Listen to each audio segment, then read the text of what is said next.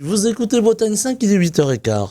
Bretagne 5, l'invité de la matinale. Et notre invité ce matin, notre invité politique est Théo Le Berger. Il est délégué régional des Jeunes Républicains, membre du groupe Ils sont où la Bretagne, groupe droite, centre et régionaliste au Conseil régional de Bretagne. Il est venu en direct au micro de la matinale après quelques péripéties routières. Je le remercie, bonjour. Bonjour, merci beaucoup pour votre invitation. Alors on va parler politique, c'est le cas à cette heure-ci sur Bretagne 5. On va parler de cette marche contre l'antisémitisme et pour la République qui a réuni plus de 180 000 personnes un peu partout en France. On en parle beaucoup sur les ondes après ce qui a été considéré néanmoins comme un succès, cette marche contre l'antisémitisme. Est-ce que la droite, on va dire la droite en règle générale, a eu raison de défiler pour la République et pour l'antisémitisme, alors que d'autres partis politiques, d'autres formations ont choisi de ne pas le faire? Je pense que c'est pas une raison, ils n'ont pas eu raison, c'est une obligation que d'y aller. La droite a toujours été présente à ces rendez-vous-là de manière générale. Après, en effet, on a d'autres partis qui ont fait sécession depuis longtemps, si on peut dire ça, comme la France Insoumise, qui a fait le choix de ne pas y participer. C'est leur choix, c'est déplorable, c'est regrettable. Je pense que c'est un moment de l'histoire qu'ils ont loupé, ils auraient dû être présents. Est-ce que justement, on parle beaucoup de LFI en ce moment, qui se met un petit peu en bordure, si vous me permettez le terme, de la République. Est-ce qu'il faut prendre des sanctions contre certaines personnes de LFI qui ont des propos? On l'a vu ces derniers jours, un député qui était à Tunis, qui a tenu des propos autour de la question palestinienne et plus généralement de la question israélienne. Est-ce qu'il faut prendre des sanctions? Alors concernant tout ce qui est sanctions, Monsieur Guiraud à Tunis, il faut rappeler que c'est un député de la France Insoumise qui a tenu des propos assez graves. Il a notamment qualifié les bébés dans les fours le 17 octobre d'invention d'Israël. Ce qui me semble quand même plus que grave. Au niveau des sanctions, un député bénéficie soit de l'immunité parlementaire, mais cela uniquement dans le cadre de ses fonctions. Si demain il tient des propos ou des paroles qui contreviennent à la loi dans un cadre important qui soit, exactement. Évidemment qu'il doit s'exposer à des sanctions, mais là plus des sanctions d'ordre judiciaire. Alors, on a ces propos qui sont tenus. Alors, le député Guiraud a dit qu'il assisterait cet après-midi à cette projection des images à l'Assemblée nationale, images de ce 7 octobre, images très dures. Plusieurs confrères journalistes ont pu y avoir accès. Est-ce que c'est une bonne idée, justement, de diffuser ces images, de les montrer à la République, à ceux qui nous représentent, aux députés en l'occurrence, aux sénateurs, plus largement au personnel politique?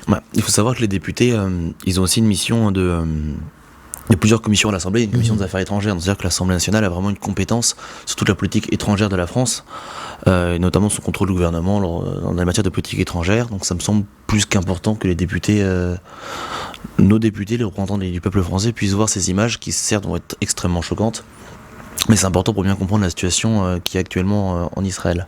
Alors on a ce conflit qui s'importe chez nous, alors dans un contexte politique, social, économique aussi difficile, on a ce conflit qui s'invite chez nous et on s'aperçoit que la société française sur ces questions est très fracturée. Tout à l'heure on parlera de la loi immigration, alors on décorrèle un peu les deux sujets, mais finalement ils sont pas si éloignés que ça. Est-ce que aujourd'hui la société française est aussi fracturée, ou plus fracturée qu'on peut l'imaginer, et est-ce que là aussi la politique va devoir reprendre ses droits? Alors c'est sûr que sur la question palestinienne, on a clairement des personnes qui sont totalement à l'opposé. Je pense qu'il y a aussi une partie des Français qui se sentent peu concernés par la question, car ça se passe assez loin de chez eux. Et par contre, les deux parties qui sont concernées sont complètement opposés et semblent assez irréconciliables. Et normalement, c'est le rôle de la politique de faire nation avec tous les Français. Or là, on a l'impression que malgré cette marche qui a eu lieu, on a quand même aussi beaucoup d'opposition à Israël. Alors est-ce qu'aujourd'hui, il faut arriver à avoir un discours fédérateur? On a reproché au président de la République, par exemple, de ne pas être venu, de ne pas avoir fédéré la nation lors de cette marche.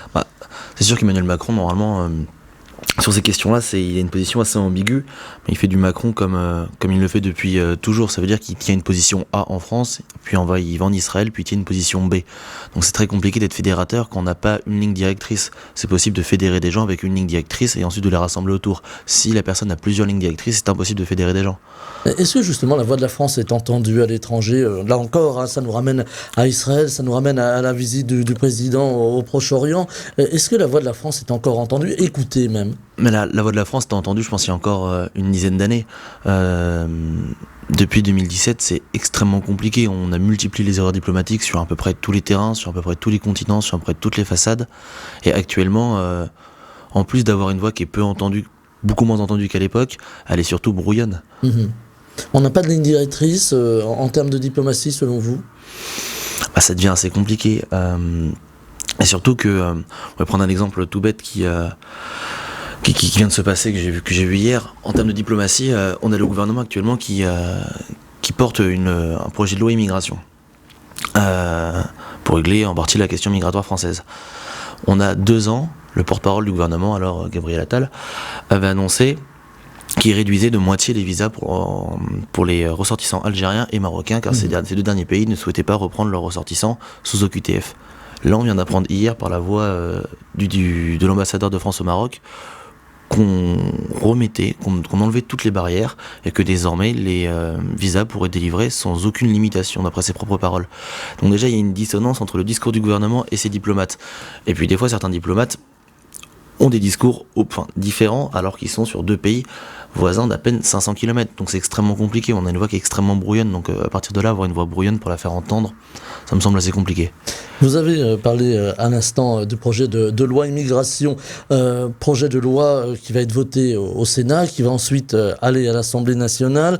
On a beaucoup écrit ces derniers jours, on a beaucoup parlé, on a beaucoup commenté autour de ce qui s'annonce comme la suppression de l'AME, qui n'est en fait pas une suppression, mais un durcissement des conditions d'obtention de l'AME, qui deviendrait l'AMU, donc l'aide médicale d'urgence, expulsion, droit du sol, beaucoup de choses dans cette loi. Est-ce que la loi est assez dure du point de vue, je vais dire des républicains, mais peut-être plus des forces de droite, ou est-ce qu'il y avait encore des efforts à faire ? Est-ce que finalement la loi reste trop laxiste à vos yeux ? Ouais. Par rapport au texte du gouvernement de base, on avait promis déjà un texte assez ferme, clair, net. Quand il est arrivé au Sénat, le texte n'était absolument pas ferme. C'était le 20e, je sais pas le combien de texte, mais plus de 20 textes sur l'immigration. On a parlé d'une trentaine de textes. Qui n'allait strictement au final rien changer, comme tous ceux d'avant.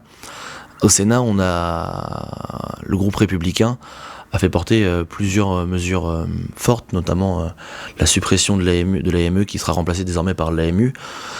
Une mesure qui a été prise au nom de l'évolution de demandeurs de l'AME et surtout du coût et du budget qui était alloué à l'AME, qui est en constante progression depuis une dizaine d'années, et surtout afin d'éviter une immigration qui viendrait en France pour des raisons sanitaires. Pour se faire soigner. Ça a suscité une levée de bouclier des médecins, en tout cas de beaucoup de médecins, qui ont publié une tribune en disant « Nous, on soignera gratuit si l'AME est supprimée ou en tout cas si elle est durcie ». Exactement. Alors ça, c'est la position de certains médecins. S'ils souhaitent soigner gratuitement, libre à eux. On a encore un pays libre et démocratique qui peut faire exactement ce qu'ils veulent. Toutefois, la plupart de ces médecins ont dénoncé un scandale sanitaire, etc. Sauf que le système de l'AME, c'est un système unique au monde qui n'existe qu'en France, et je ne pense pas qu'en Allemagne, en Espagne, en Italie ou importe, ils aient une situation sanitaire incontrôlable, débordante et compliquée ces dernières années, alors qu'ils n'ont aucun système comme en France. Et même avec l'AME, on aura un système qui restera bien plus avantageux que la majorité des pays de l'Union européenne. Sinon, pour revenir sur ce projet de loi immigration, toute la difficulté est que au Sénat, la droite est majoritaire, donc faire passer un certain nombre de mesures était pour le plus simple qu'à l'Assemblée, disons-le comme ça, sauf qu'à l'Assemblée, cela va être compliqué, car une partie de la majorité, de ce que j'ai cru comprendre, était opposée à la plupart de ces mesures au niveau de l'immigration, parce que je pense qu'ils n'ont pas encore bien pris conscience de la taille du problème qu'il allait avoir. Du coup, nous, républicains, on a une position assez ferme, c'est que ce projet de loi immigration qui de base émanait du gouvernement, nous on se l'a approprié maintenant. Vu qu'ils n'ont pas voulu de notre propre texte à l'initial, on a pris leur texte, on l'a modifié à notre guise, et désormais, après le vote du Sénat, il sera présenté à l'Assemblée nationale. Si demain ce texte... Avec le risque d'être toqué, en tout cas, dans certaines de ces dispositions. Surtout en commission, je pense que ça risque de coincer sur pas mal de points. Après, on aura deux possibilités, soit redéposer les amendements dans l'hémicycle. En général, un texte qui est retoqué en commission, les amendements ne repassent pas en hémicycle. Dans ces cas-là, nous n'avons qu'une seule solution, c'est déposer une motion de censure contre le gouvernement pour qu'il prenne enfin acte et conscience de l'importance de l'immigration, du problème migratoire en France. Alors, il y a les Républicains, évidemment, qui sont, j'allais pas se dire arc-boutés sur ce texte, hein, si vous me permettez le terme, il est un peu fort. Et puis, on a également le Rassemblement National, qui, est-ce qu'il peut être un allié des Républicains dans le cas de ce texte? Je parle pas d'alliance politique forcément, mais en tout cas dans le cas du vote de ce texte. Si demain le texte leur convient qu'ils le votent, je ne vais pas demander au Rassemblement National de voter ou de ne pas voter. Si on est d'accord sur un sujet, on ne va pas s'opposer bêtement uniquement parce que ça serait le Rassemblement National ou tout autre parti. Importe le parti, si demain il y a un sujet, nous on pense rouge et qu'eux pensent rouge, on ne va pas dire bleu uniquement pour des raisons politiques. Donc un texte qui va être suivi, on suivra évidemment son cheminement à l'Assemblée nationale. Et puis là encore, ça nous ramène à l'actualité au Proche-Orient avec ces problèmes communautaires que l'on voit se développer en France aujourd'hui. Est-ce que là aussi, à un moment ou à un autre, le gouvernement, j'allais dire la classe politique, va devoir peut-être un peu siffler la fin de la partie pour dire voilà, la France est républicaine, elle n'est pas communautariste. Donc le gros problème, c'est que c'est le type de phénomène qui est extrêmement compliqué à endiguer. Demain, le gouvernement peut agir par des lois, par des décrets, par plein de séries de mesures légales. Sauf que là, on est sur un phénomène sociétal. Donc c'est extrêmement compliqué à endiguer. Et en général, un phénomène sociétal, cela s'endigue soit par la majorité de la population qui s'y oppose.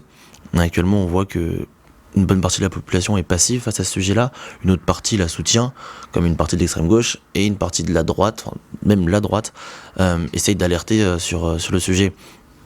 Sauf que je vois très très mal comment, par exemple, le gouvernement pourrait faire face à la montée du radicalisme musulman chez pas mal de jeunes. On peut pas prendre une loi contre ça. Ça passe par l'éducation, ça passe par l'école, ça passe par les parents également. Ça passe par toute une série de mesures qui sont compliquées à prendre, qu'il faut voir sur le long terme. C'est peut-être le problème du gouvernement, ça doit voir sur le long terme. Donc non, c'est que c'est extrêmement compliqué comme sujet. Et puis il y a 2 jours sur M6, on a eu un reportage diffusé de l'interdite sur l'école.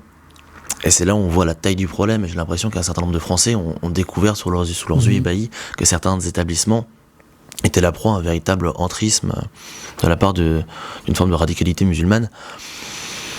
Et là, c'est très très compliqué à gérer en effet. Alors l'éducation, hein, c'est aujourd'hui le maître mot. Aujourd'hui, il y a un rapport qui est sorti. On a entendu le ministre de l'Éducation, Gabriel Attal, s'exprimer avec cet effondrement quelque part de la connaissance en mathématiques et en français des jeunes élèves de 4e. Est-ce que ça commence pas par là finalement, savoir écrire, compter et se comporter en société? Voilà, je me fais un petit peu l'avocat du diable. Mais c'est qu'on a... En fait, depuis une dizaine d'années, on a voulu faire table rase de tout, mais c'est de tout de manière générale, c'est à l'école, mais c'est dans plein d'autres domaines.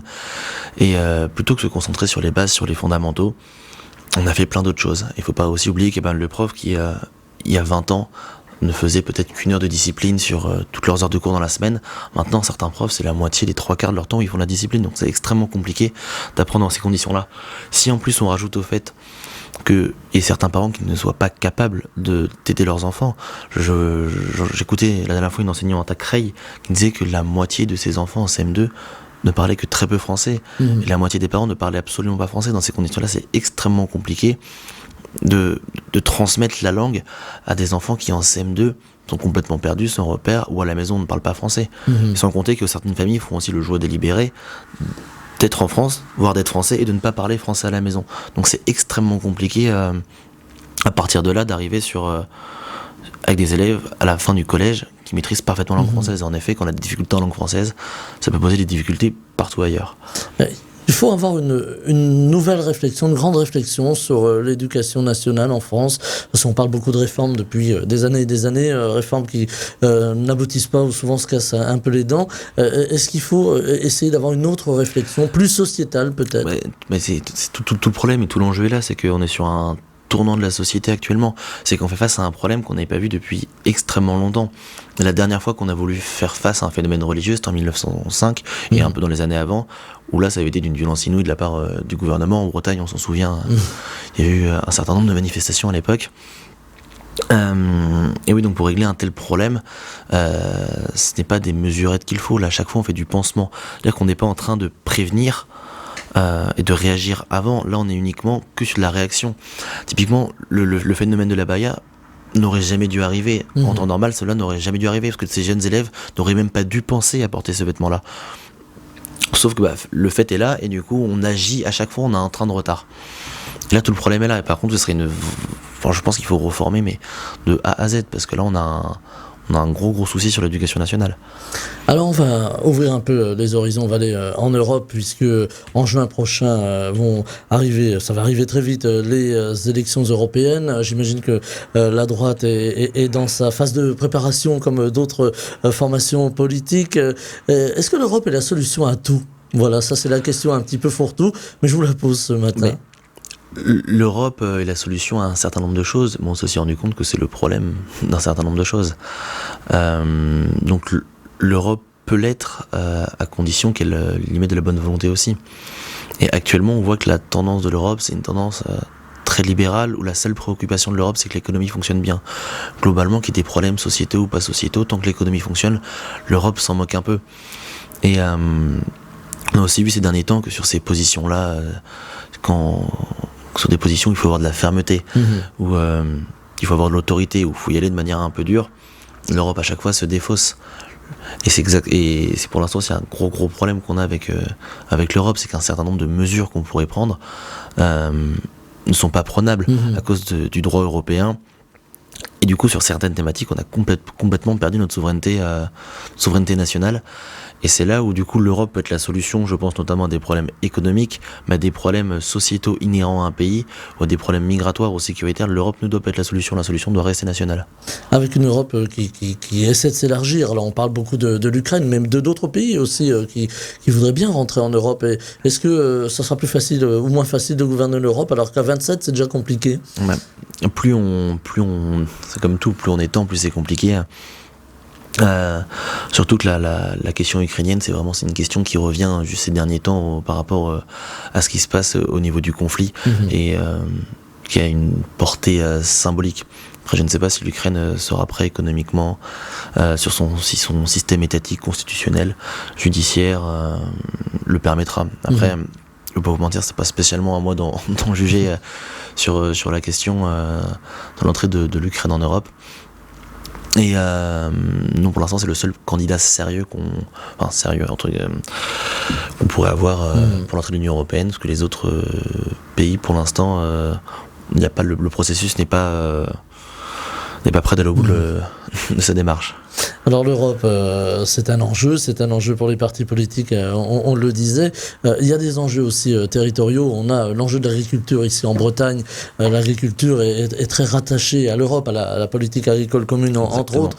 Une agriculture qui souffre, une agriculture qui se renouvelle aussi en Bretagne.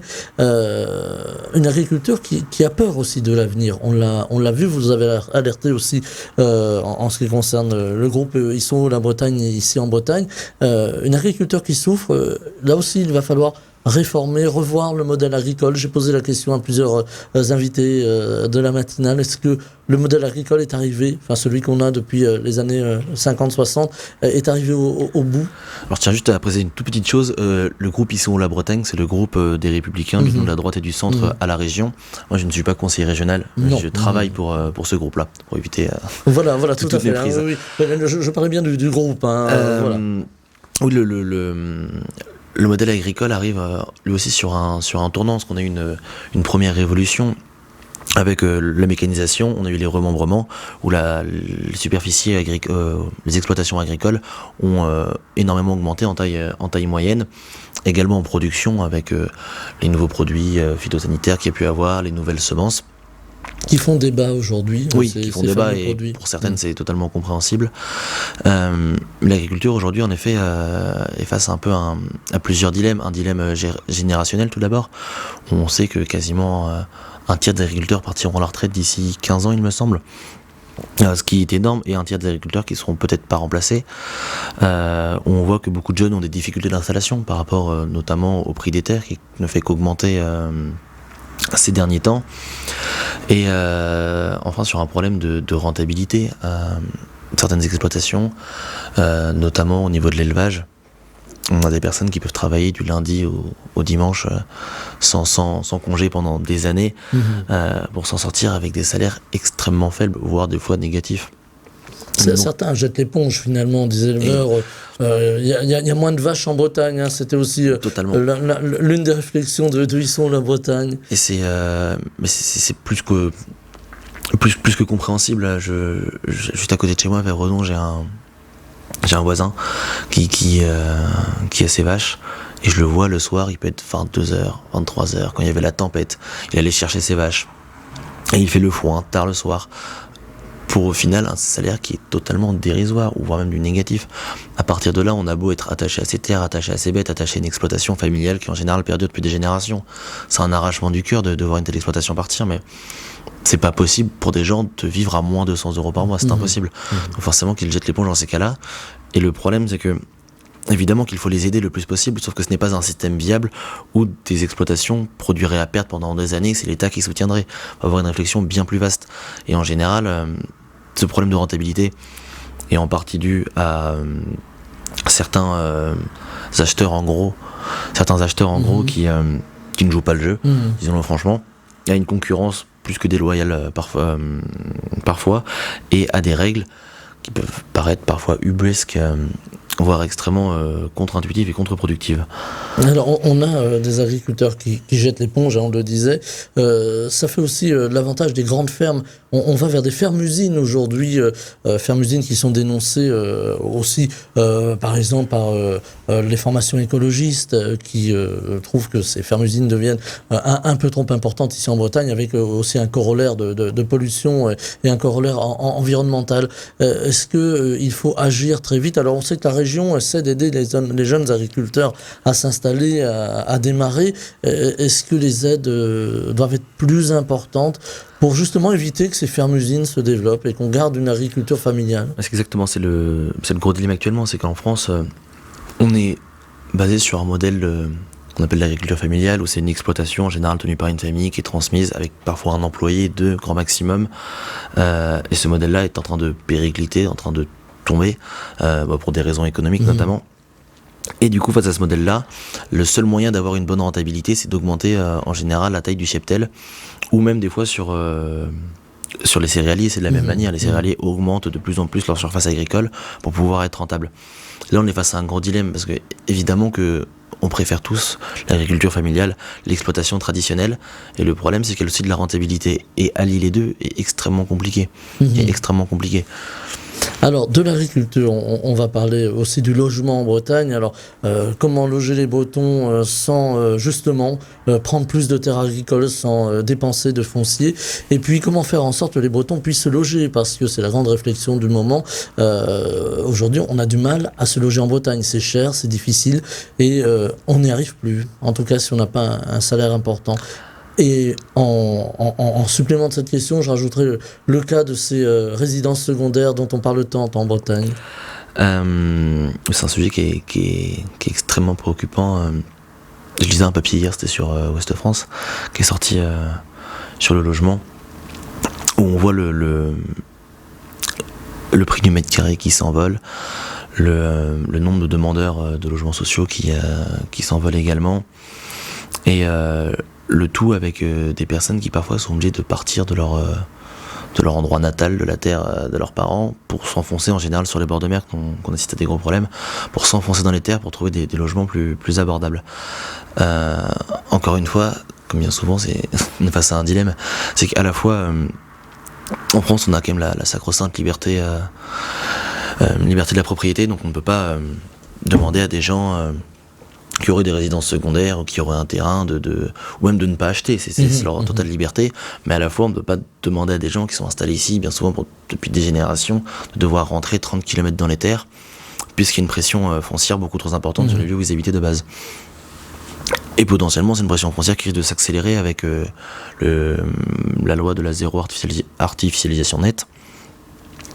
La loi qui en fait demande à ce qu'on préserve les terres agricoles Exactement. Et le foncier. Voilà. Exactement. Ce qui est compréhensible. Est-ce qu'il faut repenser finalement l'habitat ici en Bretagne? On avait un habitat assez dispersé, clairsemé. Est-ce qu'il faut repenser l'habitat? C'est vrai qu'on a beaucoup verticalisé ces derniers temps.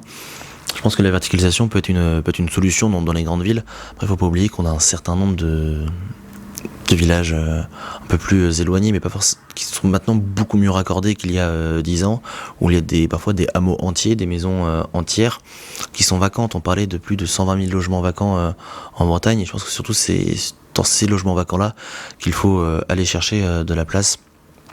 Pour revenir sur la question des résidences secondaires, c'est vrai que c'est toujours un peu embêtant de voir des villages pleins de vie l'été et de l'hiver qui ferment.